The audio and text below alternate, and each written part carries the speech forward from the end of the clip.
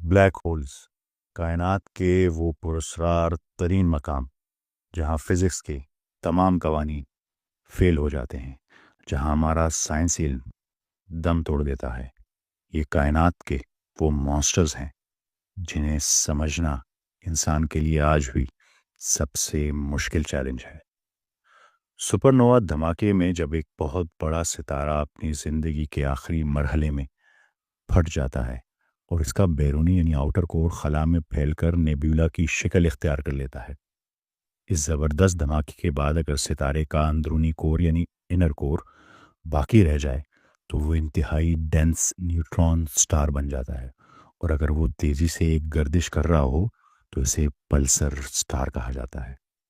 پچھلی قسط میں ہم نے ڈسکس کیا تھا کہ قرآن کریم اسے طارق کہتا ہے، یعنی دستک دینے والا کہتا ہے، کیونکہ یہ اسپیس ٹائم میں مسلسل دستک جیسی ناکنگ والی آواز پیدا کرتا ہے۔ لیکن قرآن کریم سورہ طارق کی آیت نمبر 3 میں اسے ایک دوسرا نام بھی دیتا ہے، النجم الثاقب، دا پیئرسنگ سٹار، سوراخ کرنے والا ستارہ۔ سوال یہ ہے کہ یہ پیئرسنگ یا سوراخ کرنے والا اسے قرآن کریم نے کیوں کہا؟ عربی زبان میں ثاقب کا مطلب ہوتا ہے کسی چیز میں چھید کرنا، ہول کرنا یا پنکچر کرنا۔ تو ذرا سوچئے، ایک ستارے کو پنکچر کیوں کہا گیا؟ سوراخ کرنے والا کیوں کہا گیا؟ اسے سمجھنے کے لیے ہمیں البرٹ آئنسٹائن کی جنرل تھیوری آف ریلیٹیوٹی کو سمجھنا ہوگا۔ آئنسٹائن کی جنرل تھیوری آف ریلیٹیوٹی نے ہمیں سکھایا کہ اسپیس کوئی خالی جگہ نہیں ہے، بلکہ ایک فیبرک ہے، کپڑے کی طرح ہے۔ جیسے بیڈ شیٹ کو لے لیں، فیبرک آف اسپیس ٹائم۔ جب اس پر بھاری اجسام، بھاری سیلسٹیل باڈی جیسے ستارے اس فیبرک کو موڑ دیتے ہیں، جس سے یہ بینڈ ہو جاتی ہے، اس میں کرو آ جاتا ہے۔ لیکن اگر ایک ستارہ بہت ہیوی ہو، بہت میسو ہو، اور وہ نیوٹران سٹار کی اسٹیج سے بھی آگے چلا جائے اور کولیپس کر جائے تو اتنا بھاری ہو جاتا ہے کہ اسپیس ٹائم کا فیبرک اس کا وزن اٹھا نہیں پاتا۔ یہاں فزکس کی آخری حد ہے، الٹیمیٹ لمٹ ٹوٹ جاتی ہے۔ وہ ستارہ اسپیس کو صرف موڑتا نہیں، وہ اسے پنکچر کر دیتا ہے، اس میں سوراخ کر دیتا ہے۔ یہ اسپیس ٹائم کے فیبرک میں حقیقت میں ایک سوراخ بنا دیتا ہے، اور اسی کو ہم بلیک ہول کہتے ہیں۔ سائنس کی زبان میں ایک بلیک ہول دراصل اسپیس ٹائم میں ایک پنکچر ہے، ایک سوراخ ہے، ایک ثاقب ہے۔ اس کے سینٹر میں جو سنگولیرٹی ہوتی ہے وہ انفینٹ ڈینسٹی کا ایک ایسا پوائنٹ ہے جو فزکس کے قوانین کو توڑ کر رکھ دیتا ہے۔ یہاں فزکس کام نہیں کرتی۔ سوچئے 1400 سال پہلے قرآن کریم نے ایگزیکٹ ثاقب کا لفظ اس کے لیے استعمال کیا، مگر کیسے؟ جب یہ پنکچر بن جاتا ہے، جب یہ سوراخ بن جاتا ہے تو وہ ستارہ ہماری نظروں سے غائب ہو جاتا ہے، اور یہیں پر سورہ تکویر کی آیت نمبر 15 اور 16 میں قرآن کریم اس نظر نہ آنے والی مانسٹر کو، بلا کو، 3 ایسی خصوصیات سے بیان کرتا ہے جو آج کی ماڈرن فزکس کو، سائنس کو، کاسمولوجی کو ہلا کر رکھ دیتی ہے۔ فلا اقسم بالخنس الجوار الکنس، اللہ تعالیٰ فرماتے ہیں تو میں قسم کھاتا ہوں خنس کی، الجوار کی جو کنس ہے۔ آئیے ان 3 الفاظ کو جدید سائنس کی عینک سے دیکھتے ہیں۔ پہلا لفظ جو استعمال ہوا وہ ہے خنس۔ اس کا روٹ ورڈ ہے خنس، جس کا مطلب ہے پیچھے ہٹنا، سکڑ جانا اور چھپ جانا، غائب ہو جانا۔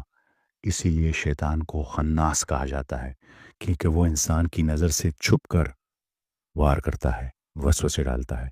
سائنس کے مطابق یہ لفظ بالکل پرفیکٹ ہے۔ ایک بلیک ہول دراصل ایک ایسا ستارہ ہے جو اسپیس ٹائم کے فیبرک میں ریسیڈ کر گیا ہے، یعنی اندر دھس گیا ہے، پیچھے چلا گیا ہے اور نظر نہیں آ رہا۔ اس کی گریوٹی اتنی اسٹرانگ ہے کہ یہ روشنی کو بھی باہر نہیں آنے دیتا، یہ مکمل طور پر انویزیبل ہو جاتا ہے۔ بالکل خنس کی تعریف جو قرآن کریم نے بیان کیا۔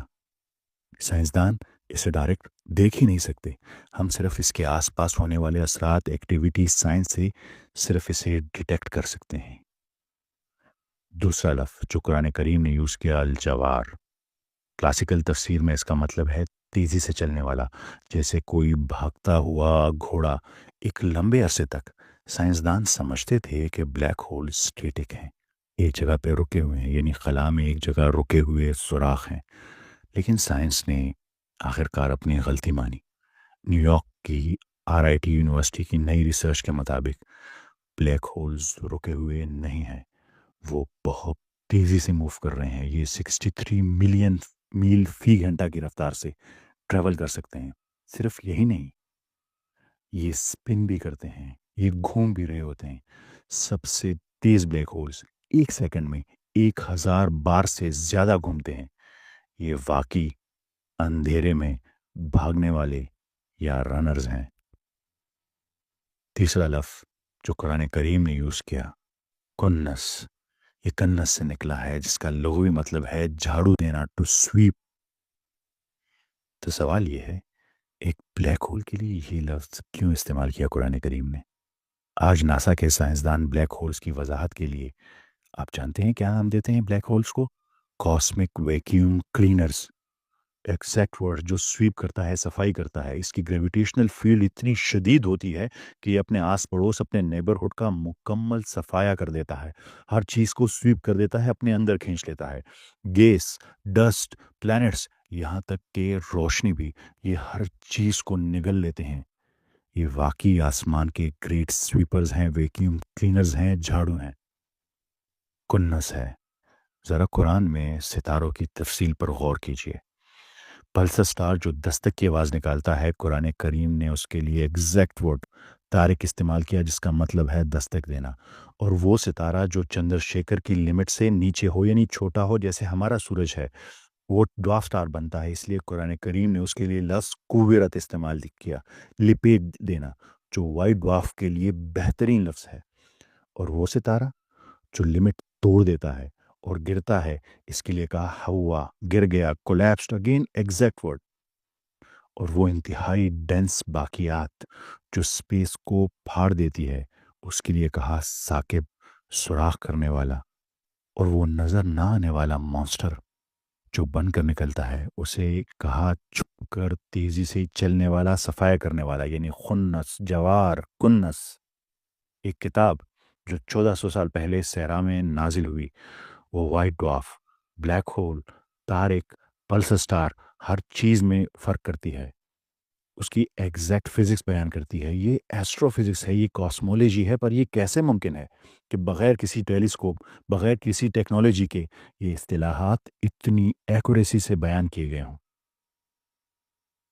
جب آپ رات کو آسمان میں ان کالے حصوں کو دیکھیں تو یاد رکھیں کہ شاید وہ خالی نہ ہو، شاید وہ بلیک ہولز ہوں، شاید وہ مواقع ہوں، شاید وہ جگہ ہوں جہاں ستاروں نے فزکس کی حدوں کو توڑا، فیبرک کو، اسپیس ٹائم فیبرک میں سوراخ کیا اور اپنے خالق کی قدرت کی نشانی چھوڑ گئے۔